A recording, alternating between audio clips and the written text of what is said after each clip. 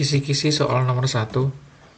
Berikut ini yang menunjukkan persamaan yang tepat untuk menentukan besarnya flux magnetik adalah flux magnetik merupakan besarnya garis gaya magnet yang menembus suatu luasan bidang.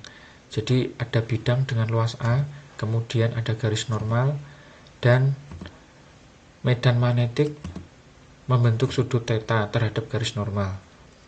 Nah, untuk menentukan besarnya flux magnetik, kita bisa gunakan persamaan flux sama dengan B kalikan A kalikan cos theta, di mana flux V itu satunya Weber, kemudian B medan magnetik satunya Tesla, A luas penampang satuannya meter pangkat 2, dan theta merupakan sudut antara garis normal dan garis medan magnetik. Jadi jawabannya adalah B.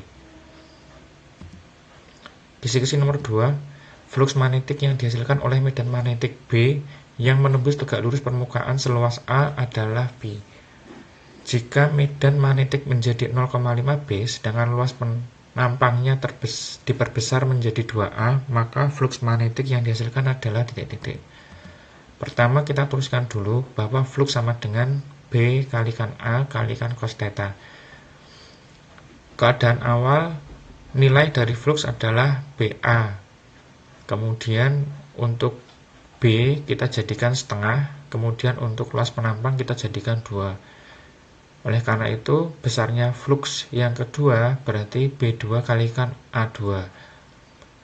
Flux sama dengan B2-nya kita ganti 0,5B, sementara A2-nya kita ganti 2A, sehingga diperoleh 0,5 kalikan 2 itu 1, sehingga nanti jawabannya adalah C tetap. Kisi-kisi nomor 3. Besarnya gegel induksi diakibatkan adanya batang konduktor pada daerah medan magnet. Pernyataan nomor pertama sebanding dengan jenis batang, yang kedua sebanding dengan beda potensial antara ujung-ujung kawat, yang ketiga sebanding dengan hambatan, yang keempat sebanding dengan medan magnet. Pernyataan yang benar adalah titik-titik. Nah, kita turunkan dulu dari persamaan gegel induksi pada batang konduktor.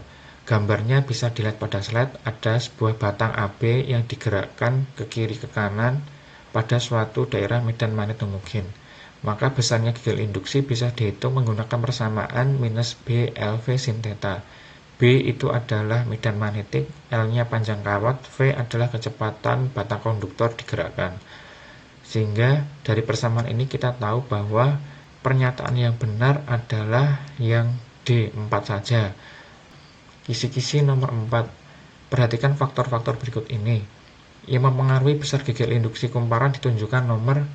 Nah, besarnya gegel induksi pada kumparan itu dituliskan minus B A omega N sin theta, sehingga mempengaruhi besarnya gegel induksi pada kumparan terdiri dari medan magnet induksi, luas penampang, kecepatan sudut, dan jumlah lilitan.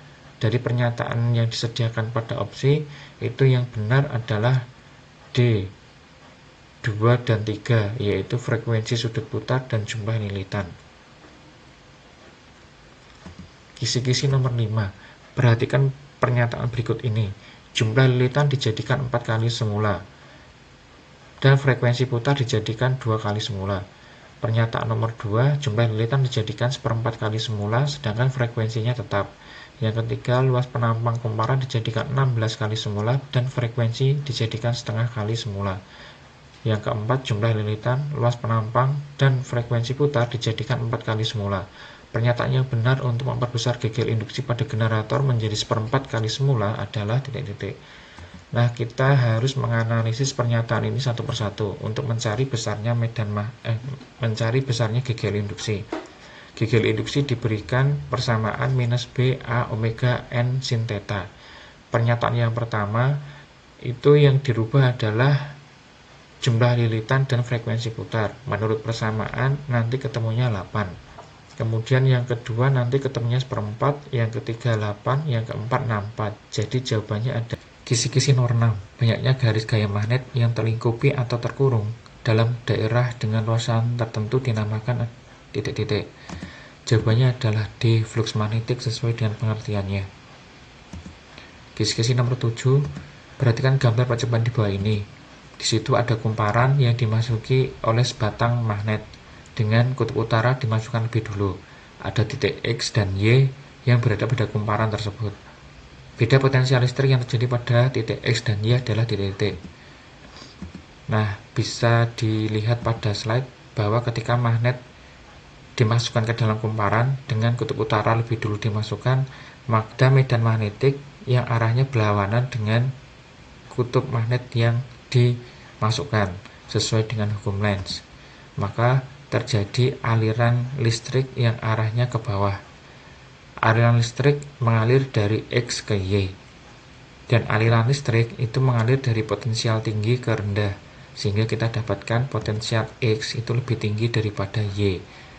Setelah magnet masuk ke dalam kumparan dan didiamkan, maka besarnya medan magnetik yang ada pada kumparan akan menurun, sehingga menyebabkan arus juga akan menurun. GGL induksi juga akan berkurang. Maka yang tepat jawabannya adalah C. Kisi-kisi nomor 8, kumparan berbentuk segi 4 dengan panjang 10, lebarnya 8, terdiri atas 20 lilitan. Kumparan dilalui arus 2 ampere. Kemudian kumparan ini berada pada daerah medan magnetik 0,5 Tesla. Besarnya momen kopel yang terjadi pada kumparan adalah titik-titik. Nah, untuk menghitung besarnya momen kopel, kita gunakan persamaan NI/BA sin θ. N20, I-nya 2, B-nya 0,5, dan A-nya adalah 10 kali 8, sesuai dengan soal. Nanti didapatkan luasnya adalah 80 kali 10 pangkat minus 4, sehingga momen kopel bisa dihitung N-nya 20, I-nya 2, kemudian B-nya 0,5, dan A-nya adalah 80 kali 10 pangkat minus 4, sehingga kalau dihitung nanti hasilnya 0,16. Kisi-kisi nomor 9, di bawah ini pernyataan yang tepat berkaitan gegel induksi adalah titik-titik. Nah, rumus untuk mencari gegel induksi itu ada beberapa. Salah satunya adalah minus N diferensial flux per dt, atau bisa juga menggunakan persamaan gegel induksi sama dengan minus N delta flux per delta T. Dari opsi yang ada, itu kita bisa temukan di jawaban yang C. Kisi-kisi soal nomor 10, kumparan memiliki 500 lilitan. Kumparan ini digunakan untuk membangkitkan arus AC atau bolak-balik. Dengan cara menggerakkan magnet di dalamnya dengan fungsi flux yang dihasilkan adalah V sama dengan T kuadrat per 2 minus T per 4 minus 10 Weber. Besarnya gegel induksi selama 1 menit atau 60 sekon adalah titik-titik. Kita gunakan persamaannya dulu. Bahwa yang diketahui dalam soal itu N atau lilitan 500, kemudian persamaan flux T per 2, T kuadrat per 2 minus T per 4 min 10 Weber. T-nya atau waktunya 1 menit atau 60 sekon. Nah, di sini kita harus cari dulu turunan dari fluxnya. Jadi ketika T kuadrat per 2 min T per 4 min 10 diturunkan, itu kan jadinya T min seperempat. Kemudian kita memasukkan T-nya 60, berarti 60 min 0,25, didapatkan hasilnya 59,75. Nah, GGL itu sama dengan N dikali d flux per dt. Nah, d flux per dt-nya 59,75, sementara N-nya adalah minus 500. Jadi tinggal dikalikan saja, nanti ketemu hasilnya minus 29875. Jawabannya yang B.